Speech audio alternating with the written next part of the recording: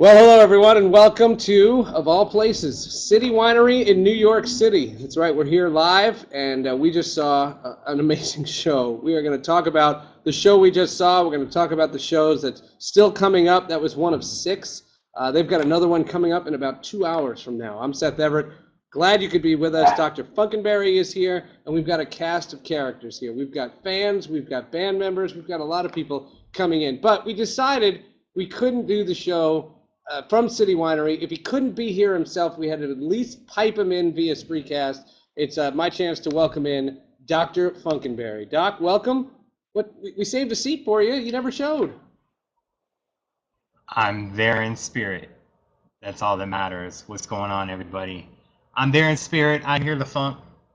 It's all good. It was quite a show, and it was amazing.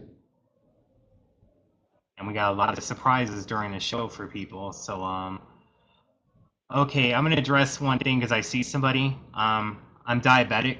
There's one time where my blood sugar got really low and I needed to eat something on camera, so I didn't have a seizure. So if anyone can stop bringing up the pineapple and know your role, we can get down to business. So let's just go back to City Winery and the funk we've been having. And he's in New York. He was in London earlier this week. You saw that, right? That's right. Prince was in London. There were all kinds of tweets from London. We're going to show you some of those. We're going to show you some of the European YouTube clips that have been put out there by Third Eye Girl. A lot here in the show. But let's bring in one of the men who literally he took over the stage tonight. BK Jackson, of course, one of the NPG horns. Look at this. We can sit next to each other. Right we can next be to each on other. Spreecast. So he's really here. Good to see you, man. Hey, it's great to be here. Definitely great to be here. Dude, you guys killed it. And let's talk about for a second. Okay. Does it have potential to be awkward? I asked you this off the Right. air. I'm going to ask it on the air. Is it awkward to be doing Prince's music without Prince there? How do you guys turn that into a show? I wouldn't say awkward. I would say unfamiliar. It's definitely unfamiliar to be doing his music without him. However, as you guys know, because I mean the fans are watching. You know, when you listen to a Prince song, you're listening to Prince. Every aspect of the music is Prince. So even though he's not necessarily on stage, it's his music. So he's there with us, definitely in spirit. And just having that spirit be with us on stage lets us know that we're definitely back at home, and it's all good. You know, one of the things that a lot of people were talking about was the special guests and incorporating other people's music. Man. I mean, Oh man. let's explain. Tell us who Alice Smith. I mean, she took over the place. Look, I met her when she came into rehearsal. And when she came into rehearsal, very soft spoken. However, Comes off when that way, right? when she Very hit that conservative, stage, right? when she hit that stage, there was nothing soft about the performance. If and people are there, so they'll tell you there was nothing soft about that performance. She ripped it up completely. We had to watch where we were stepping when we got back on stage. It was definitely, she definitely held her own. She has an amazing voice, such an old soul. And all of that came out, and we definitely, I think we did a great job in making sure that she brought the old school party to City Winery, as we try to do. Doc? Right. Definitely great taste in wardrobe, BK. Don't know about baseball teams. We'll get into that another time. But I mean, you guys have been so psyched for these shows for a few weeks. How was the first show, the energy level for you? You were telling me a story about you guys were kind of competing about whose instrument was higher. Yeah. All right. So let me set the record Here we straight. go. For anybody that was on Twitter and able to see the little competition that we have going on between myself and Marcus, we were actually during sound check earlier today. Marcus and I broke out into an argument over who puts their horn higher in the air when we swing horns. Anybody that's come to a show clearly knows that we as horn players don't just play the music; we dance through the music as well. So there's a lot of horn swinging left and right. And Marcus really had the audacity to tell me that his horn goes higher than mine. And since he's not here to defend himself, I'm going to go all the way in. Look, my horn is 1,000 times, 1,000 million trillion times higher than Marcus Anderson's on stage at all times. And I play the baritone saxophone. It's literally my height. Literally my height. So that's a little bit of competition that goes on. I mean, we of course love each other as band members, as brothers, and there's no bad blood, but sometimes you gotta let your brother know what it is. Well, and we got Adrian Crutchfield involved. He wanted in no that part in it. He wanted no part in that. So he's a smart guy. Well, and Doc, you have to picture the stage. The stage it can only fit so many people. They built an extension on the left side. So if you're facing the stage on the left, and there must have been 7, 8 horn players that were on the extension. And still kind of tight over there. So, we make it work. Good Lord. So BK, Marcus, and Adrian are on the stage, and you can't help but interact with Shelby and Liv. Oh yeah, those are our sisters as well. I mean, everybody. This is the thing I like about the band. This is actually my first really professional gig in this manner for sure. And I was told when I got on here that you don't get in too many bands where you're able to call people your brothers off stage and able to call people your sisters off stage, and just the camaraderie that we have on and off the stage. I think it shows on stage. And just to be able to come off stage and still be able to hang out with the people that I play with, especially because when you're on the road and you rehearsal, these are weeks at a time. So I have to wake up. We're only rehearsing so many hours out of the day. We're only playing so many hours out of the day. So I get a chance to hang out with these people, and I'll tell you, every last one of them has such a very vibrant spirit that just literally is nothing less than amazing. So you get a chance to hang out with amazing people every day. It's not a bad job at all. And when you're not rehearsing, you're on Twitter. Right, I mean, exactly. On Twitter, my horn. Look, guys, BK Jackson sax. My horn's higher than everybody else. That's really why he came on, because he wants more Twitter love. I had to set the record straight. And you told me a story, and I'm not. Forgive me if I'm speaking out of school, but you're going to school. Yes, at Florida A&M University. School starts Monday, actually. Listen to this. School starts Monday. Sunday night, he's going to be doing a midnight show after the Video Music Awards here at City Winery. Yep. And imagine going to school, and think about all the viewers here watching when you went to school, and then you showed up, first day of the new semester, and people said, "How was your summer?" What are you going to tell them? You did this summer. You went to Montreux, and you came here. You played with the new Power Generation. Yeah, I had a great summer. That's what I'll say.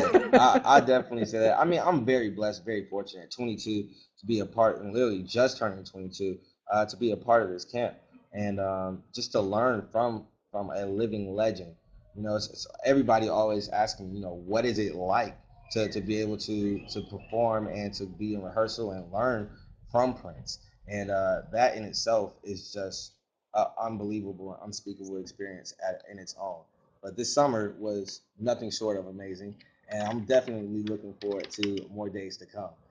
Now, there's a little bit of a dilemma, because what happens here is BK here talk trash, and when you talk trash, you know that people are going to hear it. The Spreecast is probably on up in City Winery, and here comes Marcus now, because Marcus is going to sit here and try to set the record straight. He's going to try to. So let's try. I can come off. They don't need to see me. I'm on this thing too much.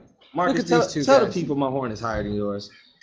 BK, we already had a conversation lying about on this. Twitter. I'm not lying on Twitter. My horn is higher than yours. It doesn't. It does. I'm telling guys, trust me. It okay. doesn't. Well, the only way you're going to be able to see this, they have to come to the show. They got to come to the show. They have to That's come it. to the show. That's Point blank. Point blank. Period. There it is. And we'll let the people at City Winery set the record straight once and for all. Once. Who's on? And mind you, I'm under the speaker that is literally at my forehead. But when I but when I get just go up to the speaker, it's gonna be on. It's gonna be on. We're gonna see. First of all, your horn's taller than me, so it's gonna be high, it's gonna be higher starting off. So I'm at a disadvantage to begin with. Look, ting. Touche, BK. Touche. So you guys are performing, and you know that there's this, you guys are camaraderie, there's friendship, and there's 11 of you. How do you incorporate everybody into the mix? Look, good question. Thank you. It definitely. I do have this gig for a reason. it takes just a willing spirit, which they all have as well. We're just fortunate enough to play saxophone. If you're playing brass, it's a little bit harder to kind of do some of the things that we do, because the embouchure that it takes to sustain a beautiful tone and the tone that is required on this particular gig. So they can't quite do as much as we do, but they're there. They're right there with us, like literally, toe to toe, step for step. So just watch them. Watch them in this show. You'll see them. They get down just as hard as we do. All right, we brought Doc back. I had to let these two guys, if they were going to go to blows, we needed a Definitely. full set, just in case. Definitely. It's not what we're going for. Everybody knows. Before, who looks said like they're having a little bit of a fashion war too. So Fashion Week is in New York a little early. It looks like. Look at this. The two handkerchiefs, the bow tie, Pippin. Socks. We don't even the socks. Oh Lord. We're gonna hit them with the socks. You ready? Yeah. There it is. Yellow right there. pants. There it is. Sock game. With the sock. The socks right there. You got them. You got the memo about the yellow pants. No. BK, Jeanette from our audience had a question about how you do balance both with performing with ENPG and going to school. How is that for you? All right. So, at the start of every semester, I kind of have to go to my teachers and ask for special privileges. Not necessarily so much. At my university, we have some online classes. And so, I, of course, try to get in those classes first. And if I'm not able to get into those classes, then from there, I try and get into, a particular class, maybe where the teacher, it might be a hybrid class. So, we might have most of our time online, but we do have to be in classes for some days. A lot of times I have to wait till I get back into Tallahassee to take the test. But they've actually been very, very accommodating, to say the least. What's so funny was last fall was my first time being out, and I was telling my teacher, because we hadn't done Chicago yet, so I didn't even tell my teacher who I was playing with. She had no idea. So I'm sitting there, I'm like, I play for an artist. I'm gonna be gone for a couple of weeks. And so she found out, this is literally when she found out. I said, you know what, I'm just gonna send her an email, because we were in LA, we were doing a Jimmy Kimmel show. And I said, I told her, I said, you should check out Jimmy Kimmel tonight. I will be performing with this artist that I've been playing for all this time. I think Jimmy Kimmel was November? Yeah, that was like around November. Yeah. November, So she hits me back to the email. You didn't tell me you were playing for Prince. And we didn't have any problems after that. So we have one more from the audience. It's phenomenal. We'll put it on the screen in a second. They want to know if Prince signs your absentee slips. He doesn't necessarily sign them, but if I go back with my credentials, it works just as well. It's my backstage pass. It's my backstage all access pass. I'm omitted from many tests. There it is. And then of course, we were in a Rock and Roll Love Affair video, which kind of solidifies it a little bit more as well. So she has to believe it. Marcus sings all the time, by the way. And he's singing tonight, actually. Yes. And I tease him the entire time. Yes. I'm not paying attention to you, man. Well, and you guys, before we let you go, because I want to let you guys rest up, you're going to do this again. And, we talk about this. Doc and I talk about this all the time when we're talking about Third Eye Girl and the double shows that they were doing. Right. I just saw 2.5 hours at least, if it wasn't longer. 2.5 hours of just laying everything out there.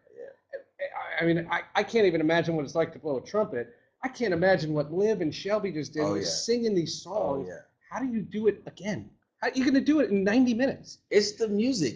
How do we not do it? When you listen to a Prince song, does it not get you pumped all over again? First of all, we started off with Act of God. Right, like literally. Doc, that was the thing. They started with Act of God. This place jumped. If you're gonna set the tone, right? So from there, it's literally. I promise you, and I don't know. Maybe Marcus feels differently, but I could be extremely tired. But when I get on that stage and I see the fans out there, the lights come on, and the beat starts, it's a wrap. It's a wrap. Literally every aching bone in my body is instantly healed. I'm ready to hit it. Let's go. I'm sorry about that. All I gotta say is Party Man. Oh man, that was Party Man. That's his tune. Watch him on Party Man. When Party Man comes up, move out the way. BK knows from experience firsthand. Just don't stand near me on Party Man. I'll lose control. Shelby answered this question brilliantly. She said that she had a favorite Prince song before she started working in the NPG. and it's totally changed now because the songs are different when you're performing. Right. Did your favorite Prince song change? You don't want to. Yeah. I learned more. I learned more from being in this camp than I could have possibly ever known from being outside of this camp. And it's kind of hard for me to pick up. So like from what to what? So all right. So there was Kiss, Little Red Corvette. Those were two. I knew commercial Prince. Right. So I knew, pretty much all of the basic hits. Purple Rain. But when I got into this camp, I learned Extra Lovable. I learned Get on the Boat. and even literally to have a chance to go into his mind in a piece like Shades of Umber. Like you literally get a chance to go on a journey. And that piece is one of my favorite to play as well because it's just so musical. So I have to say now, but literally the beat to musicology could drop. That's enough for me. You just know. Done. Yes. Let's go. Oh man. Marcus? Raspberry Beret. Was it original or is now?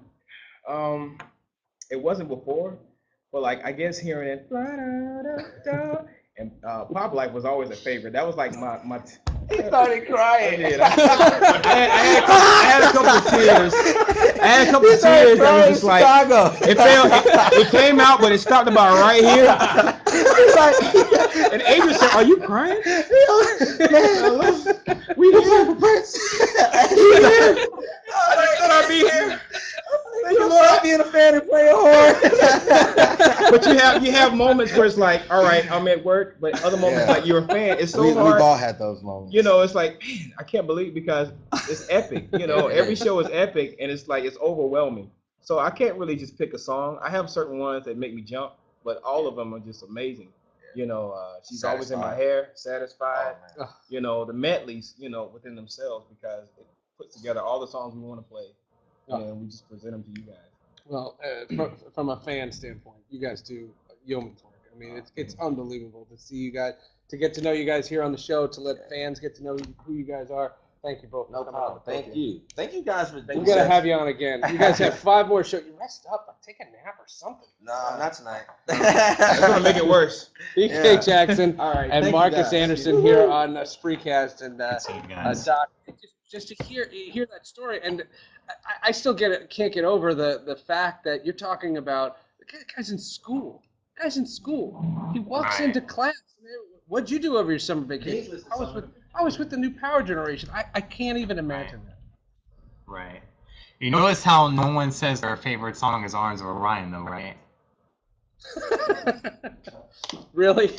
That's that. Hey, comedy, man, comedy. I'm not wearing no socks, so I can't show off my socks. Gotta show off my comedy skills. And there we go. I'm not gonna say anything. Their hygiene is just fine, but they are hot, and they have been performing for 2.5 hours. These guys are drenched. You can feel heat coming off of them. Unbelievable performance, and they got 5 more of these. 5 more of these shows. You want to hear from more band members? Yes, I hope that they have a lot of clothes so they don't sweat them out every night. Yes, let's go ahead. I mean, Shelby and Liv are going to change their outfits. I think these guys should get to change their outfits. Roy Agee is here. Here, Roy, sit a little closer so we can say hello. How you feeling, man? I feel great. I'm somewhat tired, but purple. There we go. It'll go away. Yeah, soon it'll go away. Tell us. So you were in the middle of the horn section, Yeah. and we were just we were sitting there in the middle, and we were looking all the way down the line, and we were just wondering what was going on over in that section. And you guys had your own performance out there, and people that were sitting right in front of you guys, they had their own show. Yeah. We were just, it's not even anything planned. It's just like the music. For me, I can only speak for myself. But at the very beginning of the show or very beginning of the tune, if you just surrender, let go of everything, and let the music play you, there goes. That's what comes out, and that's what people see, notice, and all of that.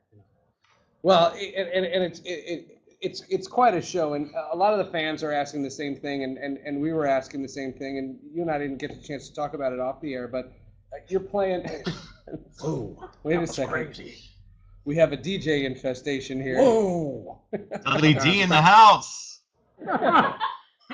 That's DJ That's what I get Dudley for living T. next to the chemical plant. You can stay. You don't have to go. Do you have like a song that's gonna end? Aren't you playing music like right now? No, they're switching over. Okay. Just thought I'd Alright. photobomb it. Okay. Yeah, I like that. That was fun. DJ Dudley is here, and DJ Dudley D in Minnesota's own is here. But so you're with this band. You have this group, and you're playing his music, and he's not here. Is it strange? How does it feel? Well, how much do you embrace that? Well, I mean, I'm here. Gotta embrace it. I mean, I don't have a choice, but I wasn't sure how it would go. You know, I had no idea because he has an amazing amount of charisma, you know, an amazing amount of musicality. So I was surprised actually at how well it went the first show.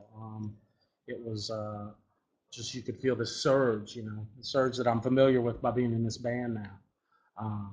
Missed him, you know, of course, but yeah, it was pretty incredible. The experience was incredible. So yeah, it was fun, and yeah, I did think, well, how are we going to do this without Prince? I mean, it's his music, you know, but we did. Yeah, you did it well. Did it well. Doc? He's kind of there watching in his own different way. So you know, like you guys are still on the cue like you'd be if he was watching back from the sound port at Paisley Park. I'm sure, you know. Eyes on. I can tell you that. No stranger to that. So We don't want no fines. We gotta get I know. everything going right. See. So let's talk for a second about how Cassie O'Neill is, or Cassandra. I always like to refer to her as Cassandra. I like that better. It's a beautiful name. But Cassandra is the music director for the Yes. MPG. What does that entail? How much direction are you getting from her? Well, I mean, it's interesting. The whole band reminds me, and Prince runs rehearsals like this as well. He strikes me as more like a film director almost, how he directs rehearsals. So he gives you a good deal of freedom to create, but he gives you a general direction, and that direction is clear. But within the confines of that direction, there's creativity on parts of the musicians, and Cassie operates the same way. She gives you a general direction and say, do your thing here, and we got to come in, you've got 16 bars, do your thing, and then we've got this structure to go. And she runs things very well. She's very, very musical. You know, she's a really deep musician, actually. And how much time? Because you didn't have this particular group together for a long time, but you're learning Shelby's music, Liv's music. There's a lot of different tunes. Plus, you guys are playing. I saw some of you guys playing horns on Alice Smith, which, by the way, I got a comment. Alice Smith. Oh, have mercy! It's hurting me. Oh man, that was great. That was really something else. Yeah, that was incredible. She was something else. But I mean, you saw her for like a hot minute. You know, yeah, about 20 minutes, I think. Totally, something like that. You had to learn her stuff. Yeah, I can no longer do long division. I just had to scoot that out of my mind to make room for the horn parts. Yeah, there's a lot of material. Understood. Yeah. So, how's New York then? You're from Nashville. I'm from Nashville. This is like going to Mars. Yeah. I used to live here, so I'm familiar with it. But you know, I can remember when I first moved here, I was even more like Southern than I am now, and like. I stood in line in this pizza place and looked at it, and I was looking at the menu going, well, let's see here. And the guy goes, next. And he was like, well, welcome to New York. I got to pick up the pace. So yeah. It's faster, for sure. Yeah, I can imagine. Yeah. When you're working with this group and you're playing these late shows, and you really do spend virtually the entire day with these guys, what's a typical day? What's a typical day getting ready for a show like this? Well, of course, now I usually wake up in the morning, like around 10, and then I watch an hour of Golden Girls, you know, to get going. That's inspiring. I love Blanche. I'm so no, yeah, we have a sound check. I'm very focused on the days that we have to perform or rehearse for that matter. I'm listening to things that I want to draw from, like influences, etc. And then just get here. I don't say a lot. I just kind of chill and listen to music until it's time to play, and I go and I play, and then play until the playing's done. Like the Marines say, run till the running's done. Just play till the playing's done, and then I go home and do it again tomorrow. Right. And I'm lucky. I'm very, very lucky because it doesn't have to be me. No, it doesn't. And last thing, just showmanship is a word that sometimes gets overused. But both Liv and Shelby, the way they own the joint. And if you want to editorialize, you can throw in the fact that Damaris Lewis was here. Yeah, it's beautiful. That's amazing, right? I love to watch her move and dance, and she's so fun. And like, oh my gosh, all the ladies, Liv and Shelby are just amazing. And yeah, the showmanship is just like, it just comes out of them. And it's inspiring and fun and funny. I think that's kind of a lost art in music, honestly, like the humor elements. More and more people take themselves very seriously, and this music is serious, but there's an element of levity in it, which I think is amazing and kind of a lost art. So that's a big thing that reaches the audience. Y'all ready? That kind of thing. Since it's just the three of us, Yeah. and we want to let you rest up a little bit before the show, since it's Well, just Matt. the three of us, not maybe 1,000 other people. Hey. But any secrets from tonight's show that you can tell us? Any songs that you got planned? Any guests that you might? Oh God. I mean, it's literally just the three of us talking. It's just three of us talking. Yeah. Since it's just the three of us, I don't know. I'm gonna level with you. I don't have a clue. I know. They're gonna play the Golden Girls theme song tonight. You got a friend. Yeah, absolutely. There you go. Good to see You too. Thanks, man. Thanks for very much. coming by. Thanks, everybody. Roy Agee. See you, Roy. Right here at City Winery. So there we have it. We have more special treats coming imminently. But I was thinking maybe we could take a quick moment and you could talk a little bit about stuff that was going on. Maybe Lisbon. You could show maybe one of the videos from overseas. Get people a little bit of music Sure. as they take a quick break. We'll go in with it to the Max. He played that. So we'll go into that right now.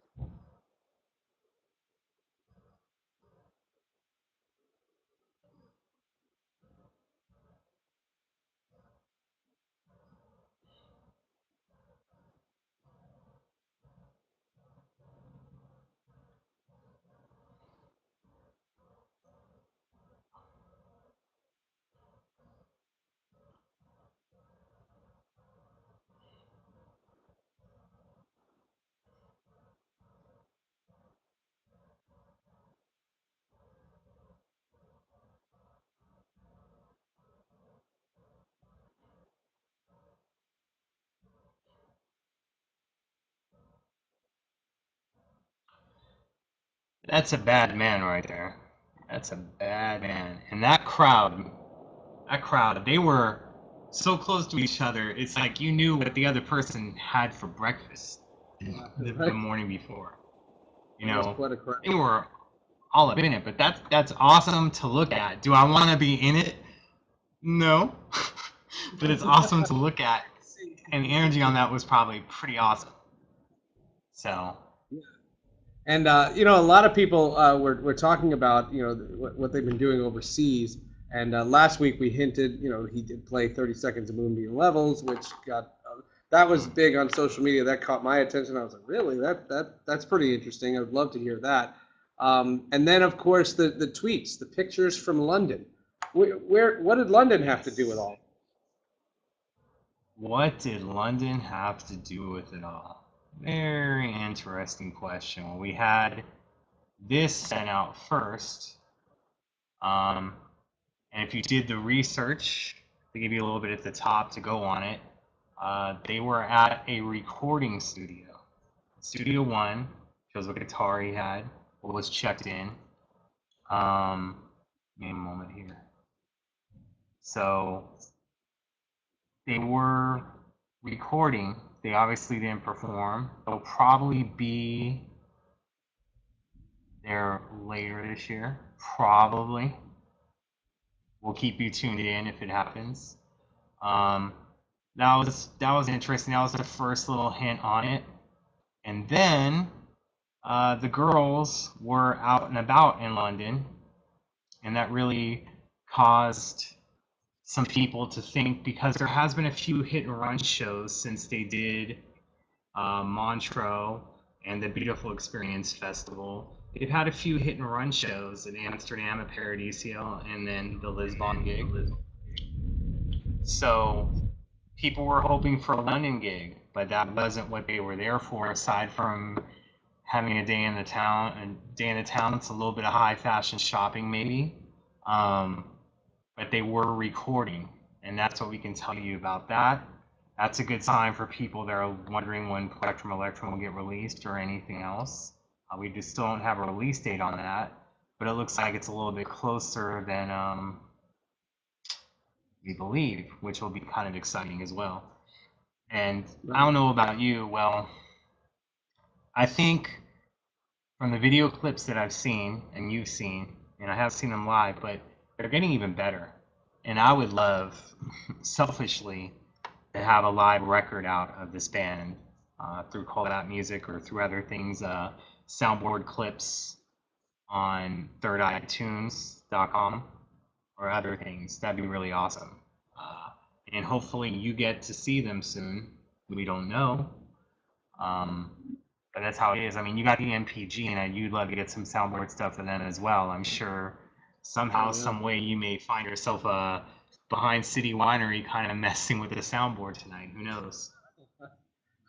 No, there were a lot of people at that soundboard. There were like 6 or 7 people were running that thing. So it was very tightly guarded. There's no question about it. But there's a lot of talk about, first of all, there's a lot of talk about 2 things. Number one, there have been rumors about Montreux 09 being released on DVD or Blu-ray or whatever you happen to hear. And then, of course, you were hearing all these other things about a Blu-ray release from 2013. And that was even hinted about on the live stream. It seems like of all the venues, that's a venue that people talk about in terms of a release. We will see. You know, he's very particular about that and wants the right deal and wants everything to be perfect. If there was half a second of sound messed up, you're going to get kind of screwed on that. We'd love for everything to come out. I'm sure everyone in this room would buy a copy or 2. I don't know if you'd be like God on being ethical and buy 150 copies of it to give to your friends to boost sales. But I believe everyone would love to see it. And, you know, it's a travesty just in the sense there isn't more official live DVDs out of his. And we've had that conversation. I understand where he comes from on that. It'd be really nice to have in a possession, not showing it somewhere, not showing it Paisley, but to have it in your possession that you can play it any time that you want. So, and you know, one thing we can announce today, that here at City Winery they're selling Shelby, first edition of Shelby CD, some stuff from Liv. There's some stuff from some of the other band members that's here. A chance for them to get their music, and it's independent artists. But this is one thing, and we've had this conversation here on the show. There are fans who crave a physical release. That sounds horrible. A physical CD or something, some kind of, a DVD or an album of some sort. People want vinyl, hard copy. Thank you very much. That kind of thing. And the one thing that you look at, everybody in the chat room's laughing now. When you talk about it, I don't understand how in this digital age, how everybody needs to see a CD or a DVD connected to it. That if you can get your hands on the music, isn't that enough? Whoever said that, whatever ghost, I agree with you. No, it isn't enough. I like I said, he could put out 10 CDs this year, 10 DVDs, an entire video collection, and people go, that's it?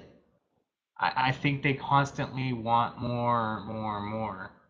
And my belief with stuff like that, it increases your fan potential. Talk about fan bases or whatnot. When you have material like that out and it can be shared in the sense of it being played, not meaning shared in the sense of making a copy, you buy one and you make 10 copies for your friends. Shared in the sense that you share the experience, you bring them over to your house. Another part of it is the fact that you can copy these things, and it's all changing. But people talk about this, the digital age, and yet people are talking about wanting a physical CD or a DVD or Blu-ray or whatever it happens to be. We actually have some fans. Some people, you might recognize some of these people. They've been on Spreecast before, but they snuck down here in the bowels of the City Winery here as they're getting ready for the second show. The second show is less than 90 minutes away. They're going to do all that funk all over again, starting at 12. More surprises, a different set list, different artists. All these things are coming back. So we corralled Andrew here. Now, Andrew, you're sitting there. You didn't play horns. You didn't play bass. You didn't play drums. What did you do for the last 2.5 hours? I wore these socks. I also had very fancy socks. Mine actually had purple in them, fellas. That was pretty good. Yeah, and one other comment to what BK was saying, being in college. I played trombone when I was in college. My teacher wouldn't let me out of class to play with the basketball team in the pep band. Imagine saying I have to go play with Prince. Oh, because that's believable. Right. You think there's teachers out there that didn't believe him? No, it's ridiculous. And by the way, hi, Dr. Funkenberry, and hi, all my NPNY folks. Oh, listen to them. Sorry. All right. So give your review. You were tweeting like mad. You saw the show. You've seen this band. You were at Liv's show a couple of months ago. Tell me about the last 2.5 hours. Both of her shows. No, it's great. Seriously, if you live in the area or could get to the area, you should definitely go because they have a really long stage with a lot of people on it. But no, they're great. I mean, you probably saw some of the videos and stuff like that Prince has put up online. But they have a great time together. And I think Seth was sort of talking about it a little bit. I'm not gonna lie. Sometimes it's a little strange to hear a Prince song without Prince singing, but Shelby and Liv are amazing. When they do their own songs, they're great. When they do, you can hear I'm hoarse because I think I was trying to sing too. But well, because you thought you could fill in. I tried with Dance Music, Sex, Romance. It didn't work. But no, they're excellent together, and it's going to be one of the most fun shows that you'll ever see. The band together, the guys that you saw on camera so far, they have the best time together. They have so much fun on stage. Liv and Shelby are ridiculous. Their voices, their stage presence, their interaction with the crowd, and I don't know if set lists have gone up at all, but if you saw the set list, they did a lot of Prince songs. But they did sections. It was all in sections where they would have a Shelby section, and then Liv had her own section. You did hear Why Do You Lie? And Alice Smith, performing, who was ridiculous. So yeah, does anyone have a question besides what my Twitter handle is? Are you guys gonna stalk me or something? Yeah. I have a girlfriend, by the way. Are. You can't mess with her. She's on All this- you guys have to do is just go to Yankee home games because it appears that he's at all of them. Yeah. Right, he's usually trolling around the third baseline. That's right. Crazy. I swear, I thought I saw him next to Denzel at Fenway Park over the weekend. You were in Boston, weren't you? I was at all three, but not close to him. Yeah, we see how it is. Cool guy. Wait, just before you start thinking, just confess here, you are the guy. You're going to all 6 shows. Yes, I think there's others that are going to all 6, but. I mean, that's a. Do you work? What do I you do work. I do work. And the worst part is I'm actually moving from one apartment in New York to another on Tuesday. So hopefully they do another Spreecast for the 6th show so you can see like the bags under my eyes. And I'll probably have like whooping cough and the flu and it'll just be nasty. But I will go to all 6 shows. I'm going to power through. Seth and I'm not helping you move. It's going to help me pack tomorrow. Dr. Funkenberry was supposed to, but he's got a party, his birthday party on Saturday. He can't make it out, but it's fine. It's fine. All right. No, his birthday. What we all want to know We got to have the party this weekend, though. It's a month thing, but I wanted to be there in New York. Certain things there was no reason. We got to know, though. Andrew, do you have enough funky purple socks to make it through all the shows? Oh, If not, then I'm gonna switch over to purple underwear. But I do As long have a as lot it- of purple clothing. As long as the underwear is your own, we're good. You know, don't borrow from Seth. I can't Maybe answer that. BK, maybe Marcus. All right, go ahead. I'm actually gonna start wearing my MP New Power Generation hockey jersey Yeah, because there you those go. are coming back around. The black one with the gold New Power Generation, the yellow We striped have pants. we have some old school people in the house that were wondering if you were gonna wear some Mr. Happy boxers. Guess not. that's right. No, Mr. Happy. no, I That's never right, picked those remember up. I'm sorry, I never picked those that. That's up. almost Neither 20 did I. years old. I have a question for Doc. So Yes. tonight they did a new song, which the name was Shades of Umber. Does anyone know more about that song? I had no idea what it was until played in Montreux, and Cassandra mentioned that it was written by Prince. Does anyone know any more about that? Funkenberry, do you? You are the one talking about it. I know that it's mostly an instrumental, right? And Yeah, it it's obviously But then again, Prince Yeah. wasn't sounds there, so if jazzy. maybe they don't know him yet. yeah. Yeah. So all You right. know, Sorry. sounds It was a dope a song, little bit of folks. Come. a You little should bit of come. it could be mixed with Footprints, it could be mixed with World as a Ghetto, it could be mixed with stuff like that. It could be thrown in, but you know, it's him showing off his jazz skills. If this is not a song that's gonna have lyrics to it, you know, Yeah. and that's just kind of cool. So that's No, what that's I great. know about it. That's all I can share on it. Great. And one other thing they didn't mention when they were talking in the beginning, to open the show, they did a tribute to George Duke. Sorry, I mean, it was Yeah, Duke yeah. something. So they did a tribute to That's the George man. Duke, and then they actually did Pass the Peas. On the original set list, they were supposed to do Court in Time, but instead they did that. So if you see the set list, it changed a little bit, and they didn't do the two-song encore. So hopefully we get it this time. So Yeah. it was great. Seriously though, if you guys are in New York, you should come out. Whether or not Prince comes or not, of course, all of us want him to come and play. But without him, the band is excellent, and you'll have a great time. And even tonight, if you know anything about City Winery, the tables were actually down, but everyone was getting up and dancing and having fun and stuff like that. So you should definitely try to make it out. It's the best time you could have seeing a band without Prince himself. It's a great band. It is. It's a lot of fun. Hey, thanks for Yeah, stopping thank by. you. Man. Thanks for everybody. And Andrew, Later.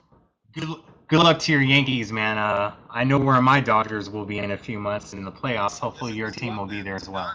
Me and you talk about this. Don Mattingly is my boy. Oh, So Yeah. if they make it, I will root hard. he was Hard. this close to being. He fired. was. Oh, he was as close as your fingers could That get. that He was ready to document to fire somebody that had been written and printed Yeah. out. Yeah, his Might not obituary have was been written. signed. Yeah, seriously. Thanks everybody. All right, man. Great Good stuff. seeing you, Thanks for coming on the show there. So they're getting set. I don't know if people heard it upstairs. They were moving things around, getting ready for the other show. So in the meantime, but I think people want to hear some more music. So while we continue, we have more surprises from here at City Winery. I feel like we're going to a commercial break. Let's hear Crimson and Clover, shall we? Yep, let's do it.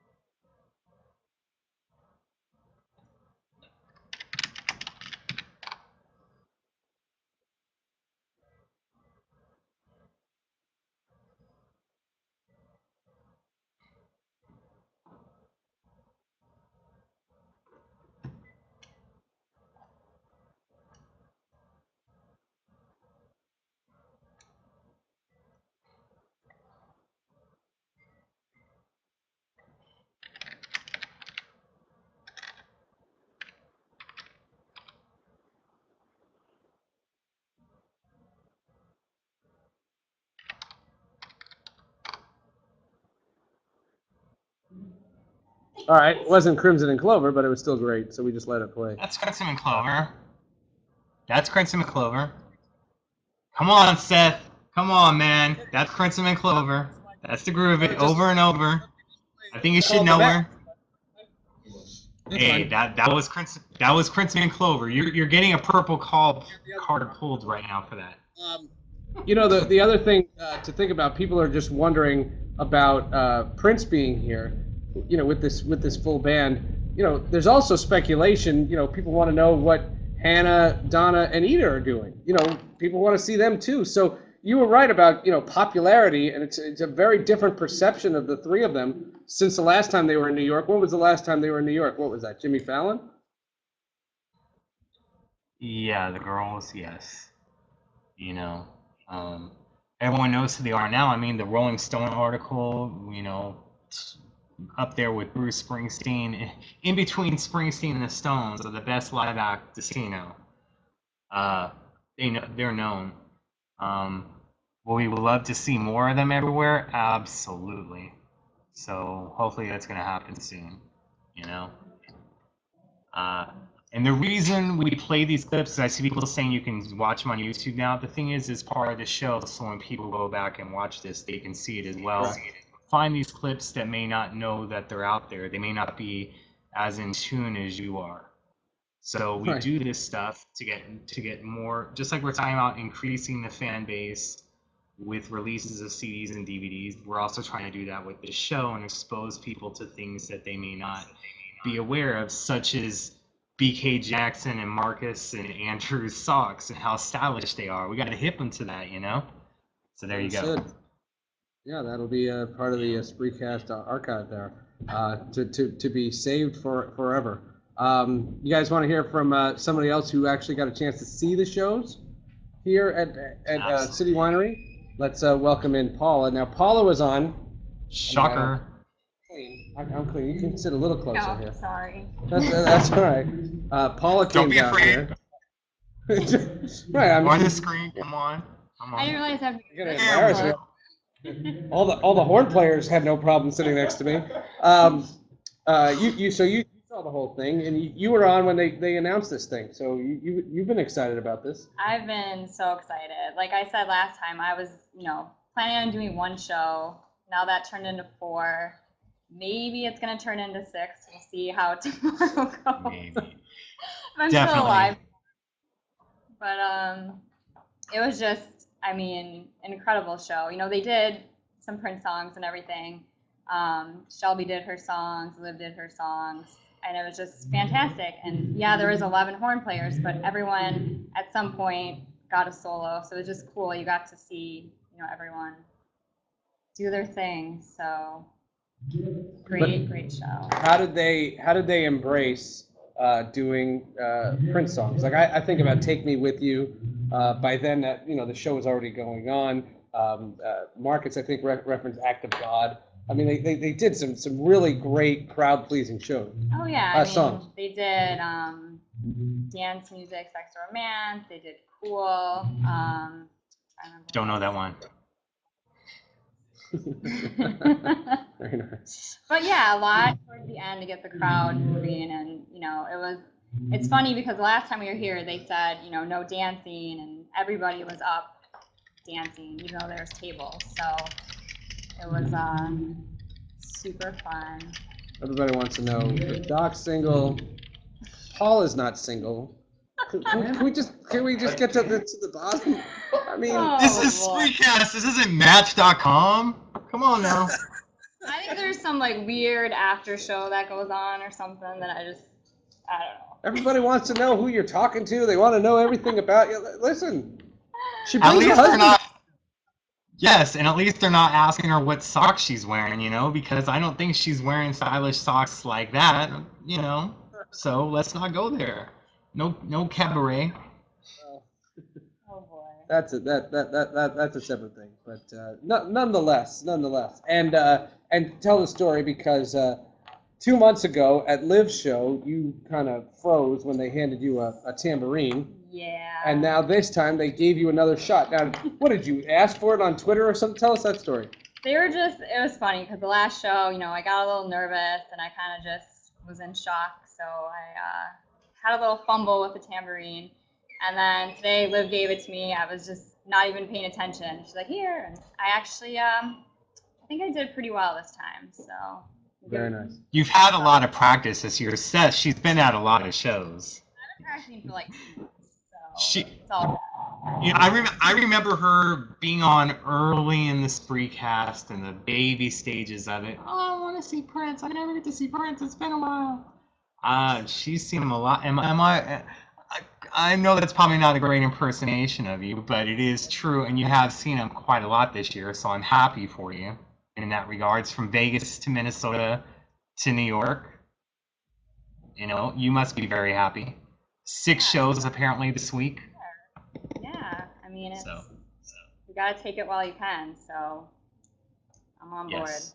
It's been great. And you're staying for the second show here? I'm here for the second show. I'm probably going to need like a pop or something so I stay awake, but I'll be good to A go. pop. And for some, Seth, you want to give her a sip of your Mountain Dew? Mountain Dew. What I would do for Mountain Dew. And also, you noted that down the street from here, there's an IHOP, which, let's face it, if there's anything that you could do, I mean, if you think about South by Southwest, you hit an IHOP. Right. I mean, I'm convinced that Prince is probably there right now, like having some pancakes, but I don't know. Maybe I'll go check it out later. See what's up. He's in the kitchen making them. All right. See ya. Bye, guys. Good to see you. All right. Good seeing you, Paula. Have fun. All right. They're getting ready for the second show. I cannot believe they're going to do two shows today. And we do have one admission that last week we had, what was it, 9 members of the NPG on the show, and we wanted Shelby or Liv, and it turned out to be Liv. The great and talented Liv Warfield was the headliner, and we had her come on the show. And after that, it was we had already done, I think, 90 minutes. We called it a wrap. Our next guest was sitting there trying to log on to Spreecast from his vacation in Hawaii, and we blew him off. Liv Warfield. And now, again, Liv stole the show, and she was unbelievable. But I knew that of all people we had to get, if we were going to do a show from City Winery, we had to say hello. It's got to be Andrew Boucher, the bass player. That's my boy right there, man. What's going on, man? How do you feel? Amazing show. How are you feeling now an hour after? The show was great. My brain is still in Hawaii. So. Oh, okay. Yeah, it's like 6 hours behind on the time. So. Yeah.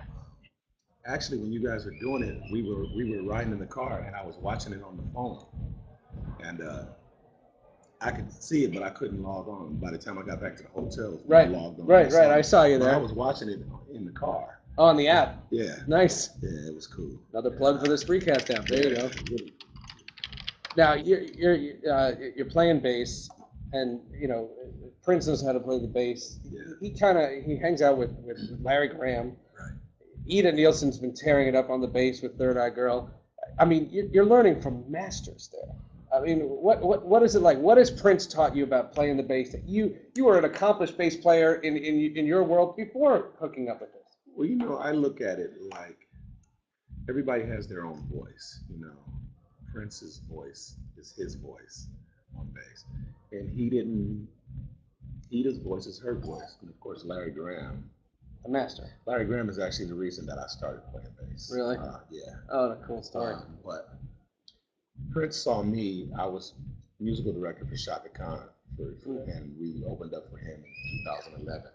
And that's how I met him. And when he brought me in, he brought me because he wanted me to be me, you know. So what I have learned from him is I've never seen anybody that works as hard as he does. It's like you aren't allowed to say that you're tired because he never gets tired. So, you know, in our dressing rooms, usually there's water and then there's 5-hour energy drink too, because that's the life we're leading now, you know, and it's cool. And he's a year older than me, so. Oh wow. Yeah. So I have so much respect for him, and it's motivation for me, you know, and it's cool because you realize that you can still function You know, as long as you stay, it's like working out. And an athlete, if you work out, you can stay in shape. You know, you get older and you can still function. You know, you might not be able to do everything as good as you did in your 20s, but you can still, you know, be relatively functional. And that's the way I look at it. So. And you see that, you know, compare that to sports athletes. A lot of times sports athletes, they still have the coordination. Yeah. They just can't do it as often. Right, You know, Ichiro can get a hit, Right. but he can't get a hit every time at bat like Right, he used to. yeah. What about Michael Jordan can still dunk. Michael You know, Jordan? and he's Go ahead. 50. That's true. What about this music and embracing not just his music, but Liv Warfield's music, Shelby's music, and you get to play with Alice Smith, which was unbelievable. Yeah, she was absolutely insane. That was great. You know, it's funny, just when you think you have a handle on it, then you have to learn a whole bunch more stuff. So, you know, it's a never-ending saga. You know, like, I've learned probably 100 songs, and I still don't know half of the songs. And that's just every day. And the way he works, every day is something different, you know. And so it's been fun for me, and working with the horn guys, when they're young and all that youthful energy. Yeah. And it inspires and invigorates me too. Yeah, you know? yeah, So, sure. Now a question that we. Sorry about that, Gucci. We have a question from the audience. They want to know, how did you meet Prince and end up playing in the band? That's from Sarah. I was musical director for Shaka Khan, and in 2011 we opened up for him a bunch of times, North Carolina and LA, when he did 21 shows in LA, and then in Copenhagen, Denmark. And he saw our show, and he came up to me and was really, you know, he really complimented the band, which is very, very flattering. And the last show that we did with him in Denmark, in Copenhagen, we were doing our set, and he actually came out on our set to play with us on Sweet Thing. And then a couple of months after that, I got a call from Cassie. She said, Prince wants to know if you can have your number. He wants to call you. And I was like, yeah. So here I am. You didn't hesitate. Well, it helped that Chaka had just fired us all too. There you go. Yeah, so I wasn't doing nothing. Good timing. So, really glad I asked that question. the coolest thing for me, you know, I play with a lot of artists, man, but I have a lot of respect for Prince. And the coolest thing was he called me on the phone and he knew my name. And he said, Mr. Boucher. And I was like, yeah, fair enough. Yeah, that was cool. Well, so that's what happened. And Doc, I don't know, I think I've told you this story off the air, but the small world of small worlds, that absolutely floored me. I had seen you play the bass. I actually saw you here at City Winery. You seemed like a nice gentleman. We didn't know each other, and we hadn't had you on the Spreecast yet. And I find out that one of your close friends from the church that you play at back in California produces my Fox Sports radio show. I couldn't believe that. The odds of that are second to none. And he starts saying to me, he says, you're doing a Spreecast about Prince? And he says, my man Goucher. And he starts telling the story, and he's telling the story about Shaka Khan and the whole thing and how that met. I mean, talk about a guy that raves about you. Yeah, Jones is cool. And it's funny, you just realize how small this world is. That's amazing. And it's tiny, you know. So now we're talking. It's funny, when I saw you tonight, I'd never seen you in person. Right. Until, of course, you know, hi, here he is. Right. And then we started talking like we've been knowing each other for a long time. Right. And you said off the air, you said you prefer having the internet as a barrier. Personal space was an issue for you. I didn't say that. You got me sitting there going, wait, last question, and we'll let you get ready for the other show. Was there a favorite Prince song before you played with him? And has that changed from playing with him? I grew up playing in church, you know, so I'm not expert on Prince song. I am now, Yeah. but I wasn't, Right. you know. I mean, I knew all the mainstream songs. Commercial songs. Yeah. I actually, in a top 40 band I used to be in, I used to sing I Want to Be Your Lover. There you go. Yeah. So that was probably my favorite song because I used to sing it. And now people are searching YouTube for that. This was 1977. There was no internet. So, but that was one. But now it's like every time I think I have a new favorite, he comes with something else, man. You know, like that Breakfast Can Wait. It's so funky, man. When I first went, the first time I went to Minneapolis, which I didn't realize till later on that it was an audition. He was putting the horns on extra, and Awesome. and so he's in the studio sitting there, and the Minneapolis horn guys are in there, and I'm sitting there freaking out over this thing because I heard him play it before I heard the track, and then I heard the track, and I don't know Prince yet, you know. We said hi, you know, but I went in and I said, so am I playing bass on this song? And he started laughing, and then it was funny because the next day I came to the studio and said he wants you to play bass on it. So he didn't keep the bass track, I did, but it was kind of cool. That's you know? great. But it's like he does so much stuff, man, and you don't have time to dwell on being amazed about this because here comes something else that's gonna amaze you more, man. You know, and like that. I think my favorite song now is "The Shade of Umber." Because he thought that up in his brain, man, and he showed it to us, and it took us like a few days to get it. But everything we're playing is what he thought of, and it's just genius, man. And to see it all come together, you know, I think that's my favorite song. That's brilliant. Yeah. That's very well stated. Andrew, it's nice to finally meet face to face. Thank you, man. Thank you. Good luck with the second show. We know you guys are. I met Dr. Funkenberry outside of Paisley, you know, and I told him, I said, the only way I know what we're doing is I have to go on Dr. Funkenberry to find out. Because I'm the new guy. Nobody ever tells me anything. So. There you go. Cool. There you go. Good seeing you, Andrew. Go Lakers. 2014, we got this. Yeah, 2014. Yeah, 2008. 2013, 2014. Hey, step out of this, Brooklyn boy. Down period, and we always come. Yeah. Always come. We'll be better without Howard. We'll be better without the whining and the complaining, but whatever. Kobe, don't rush back. Appreciate it, man. Andrew Goucher right here on Spreecast. There you go. And these guys are getting ready to take the stage in just a short little while. We have some more surprises. Michael Dorff, by the way, from City Winery, who is the architect of the Carnegie tribute, is going to stop by. He's going to try to stop by in a couple minutes to just say hello and welcome everybody, preview this week, and also talk a little bit about that show. It was very interesting. You know, we had so many great Spreecasts about that particular show. Adrian, can you come by? I mean, listen, they talked about him enough, so we figure he's here to defend himself. Adrian Crutchfield, of course. Who talked about me? BK and Marcus. BK, Oh. yes. I mean, you can watch the Spreecast archive. I mean, you got. I don't need to watch it. Look, here's. Well, you could watch it. I don't need to. I don't need to. Here's the truth about whatever they say. I don't even know what they're talking about. But right now, BK and Marcus, I guarantee you, are upstairs right now, bickering about who lifts their horn the highest. Right. Yep. I'm guessing that's what they were talking about, That's right? what they were talking about. I'm not in this competition. about who lifts their horn the highest.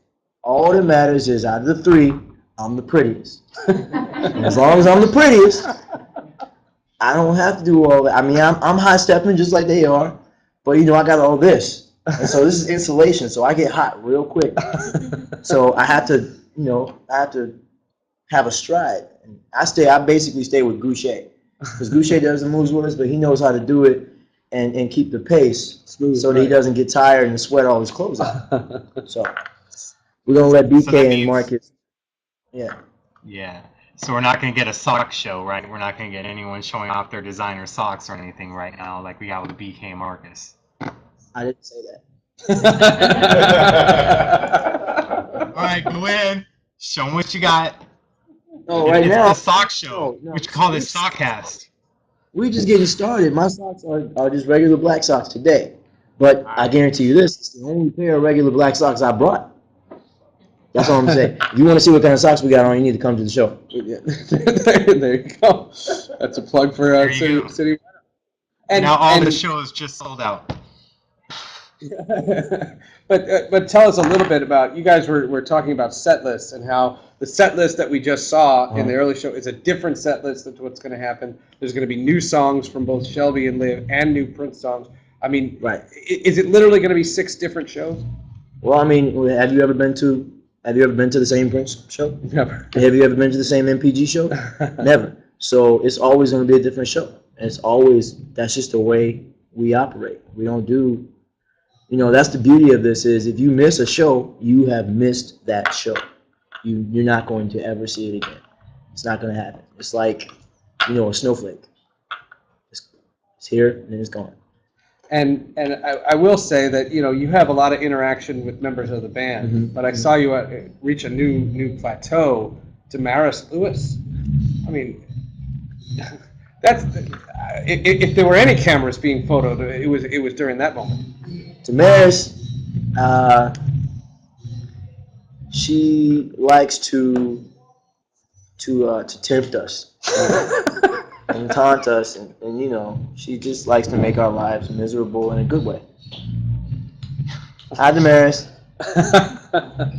We love you, but that's her job. She's good at it. And what's really bad about Damaris is every time something goes on with Damaris, all my friends back home, it's really 2 people. All my friends, all the guys in North Carolina are crazy about Damaris, Right. and they're crazy about Ida. Oh, okay. They love those 2. I don't know, it's something about those 2 that just, in North Carolina, if we ever go back to North Carolina, we have to have separate security camps for Damaris and Ida. They have to have their own, Secret Service or something. Well, they've been big hits over in Europe. And talk about the integration of the 3 of them. They've been doing their own thing. They went on a tour with just Third Eye Girl, and then they came back when you did that week in Minnesota, and of course the Chicago shows, and incorporating the music that they've been working on with the stuff that you were doing. Yeah. And really, that's what the 3 shows of Montreux were. Right. The three shows in Montreux were basically just an integration of New Power Generation, Third Eye Girl, and the conglomerate, as I like to call it. So, we're like, you ever watch Power Rangers? You ever watch that? Or like, I'll take it even further back, like, Voltron and stuff like that. Now you're talking. When they have those machines and the Thundercats and all, they're the cats, and they would become one big, machine and just like pummel somebody. Sure. That's what we are. I like to think of myself as like the left leg. So, But no, it was great. Montreux was beautiful. It was awesome, and they took us in and they loved it. And then we had not only MPG and Third Eye Girl, we also had Graham Central Station. That's right. Which was beyond. It's like one big family. So it was a mega Voltron. And just like if Godzilla was there, he would have got smacked. It's pretty good. What surprises can people suspect? Roy didn't fall for it. I'm not expecting you to fall for it. What can you tell us about what's to come? There's 5 more shows here in New York. What can I tell you to expect?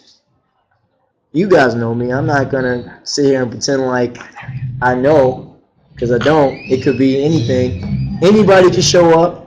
Like I said in the last time I was on the Spreecast, this is the week of the VMAs. Right. So that means like every major celebrity and artist is going to be in town. And because of that, you got the beauty about Prince is the artist that artists look at. They want to see. This is the artist that artists want to come and see. So, of course, they're going to want to come to this show. So, if you're looking for a surprise, maybe that will be it. You might look up and see whoever in the audience or on stage. I don't think anybody's going to miss that opportunity. So. Let's just say it, Adrian. NSYNC's gonna have their reunion at City Winery, not the VMAs. Justin Timberlake and the NSYNC boys are gonna be there. That's the NSYNC? rumor about the MTV Video Music Awards. So you get NSYNC at City Winery. Is Justin gonna go? Yeah, yeah. There's no NSYNC without Justin. They're just four guys. NSYNC is coming. BK Marcus and I are ready. We got the steps down. We're ready. We do bye bye bye. You know, whatever. Exactly. You know who's the happiest about NSYNC reunion is the one guy that no one remembers. We all know Justin, we all know Joey, we all know JC. Don't remember the other guy. He's the guy who's most excited about the NSYNC reunion. I just know Justin. That's quite all right. But, Stop lying, you know, Adrian. But he knows all the bye bye bye steps, but he doesn't know the band. He's fronting. That's just like, you know, I know all the new edition steps. Cool it now. Yeah, Ronnie, Bobby, Ricky, Ralph, Mike. Yeah, I know all of them, so I'm sorry. I don't know why I don't know all the NSYNC. That's because they need to go rap with their names in it, like New Edition did. That's what the boy bands got to do, is put their names in a rap. Bam. That's how you do it. There you You're a go. Genius. There you go. That's how you do it. Hey, man, I'm gonna go get ready. good luck with the show tonight. Thanks, man. We'll see you out there. I see you guys in a couple days. Get to New York. Get to the show. Let's go. There you go. Adrian Crutchfield right there. He at least got a chance to take it out there. So he's cleaned up a little. Very good. So, someone else over there? Yeah. We have one more treat, and then we're going to get upstairs and get ready for the second show. Let's welcome in from the City Winery, Michael Dorff. Michael, thank you so much for hopping by. Thanks for lending us your living room here. It's my pleasure. Tell us a little bit about the relationship. This is not the first NPG show here. It dates back, I'm sure, a number of years, but the first thing we noticed on the Spreecast was you were the coordinator behind the Carnegie tribute. Well, I've been soliciting Prince for 25 years to come play one of my places, and the motherfucker's never shown up. So, I mean, pretty much that's my history right there. So then we did a Carnegie Hall tribute, because it's a series for the great singer-songwriters on this globe, and he's one of the best. Mm-hmm. And it was a great show. We got a little tease around that maybe he would play an after party, and that didn't come to fruition.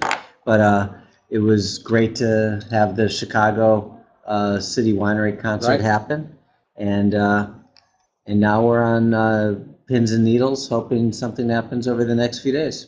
And you know, these shows have been billed as NPG shows, and you saw that this first show that his presence is around here, whether he's physically here or not. And the people that have come to these shows really did get one heck of a performance. It was an incredible show. I mean, that was a great show.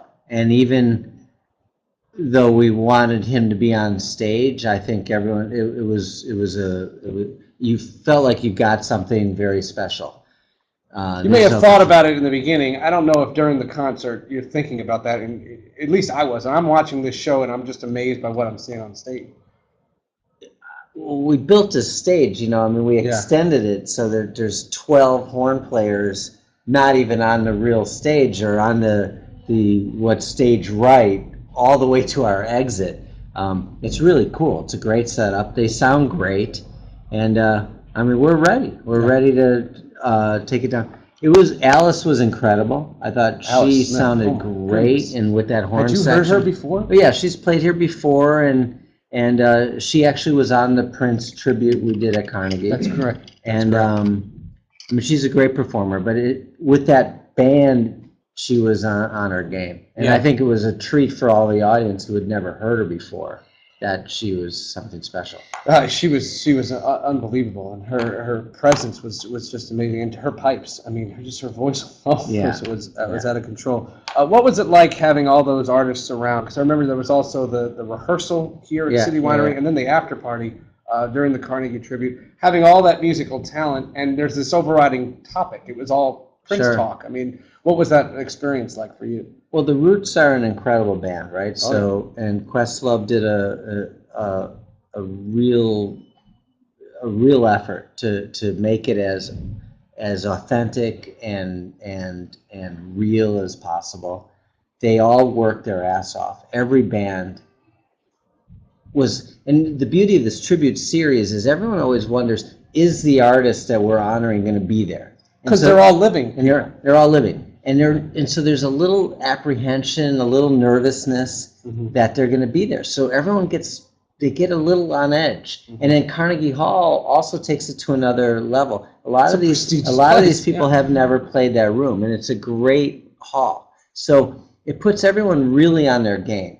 And so with all those factors, everyone played great. And in the rehearsal show, people are taking it seriously. It's not just a love fest, even though what's going on in upstairs, and we're putting a lot of food and wine out and people are having fun, people are taking it very seriously. This is a rehearsal for what's going to be an incredible show the next night. No, it was something to behold. How did you know that you wanted City Winery to become such a music connection? You have some real musicians coming into this place. It's not just like I still don't know that. All I want to do is sell a lot of wine.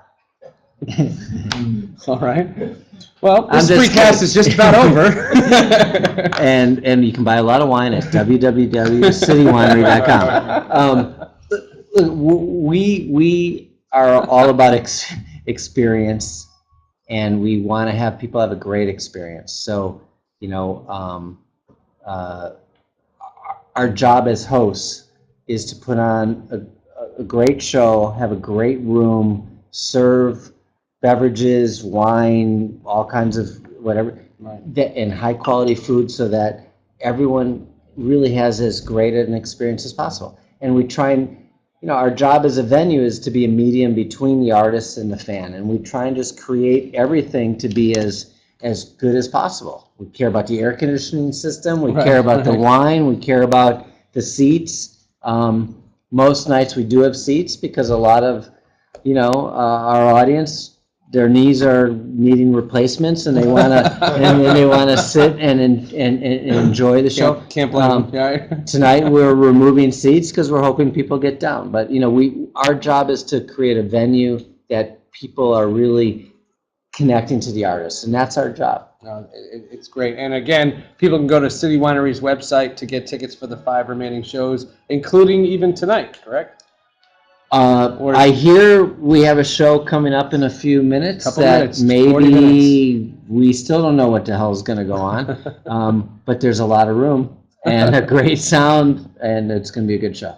And doors will be opening soon. Michael Dorff, thanks so much for wrapping up. My pleasure. Yeah, thanks for having us. Of course, our pleasure. So there you have it. And Doc, it seems like they're getting ready for a second show. 2 shows in one night, and just an outstanding job there, and very impressive stuff. Very, very cool. Is that how it is? Should we play a little bit of guitar for them to kind of have a good note for everyone to kind of rock out to, since some people can't be there? Should we do that for them? Let's do it. Yeah, go for it. I can't reach, but go for it. I got it. Here we go from Portugal.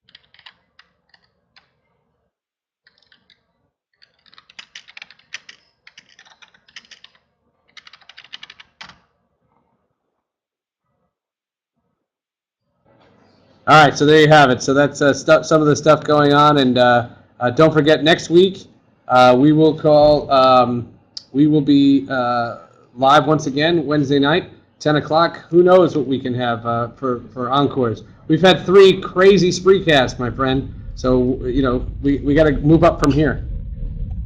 It's going to be very interesting.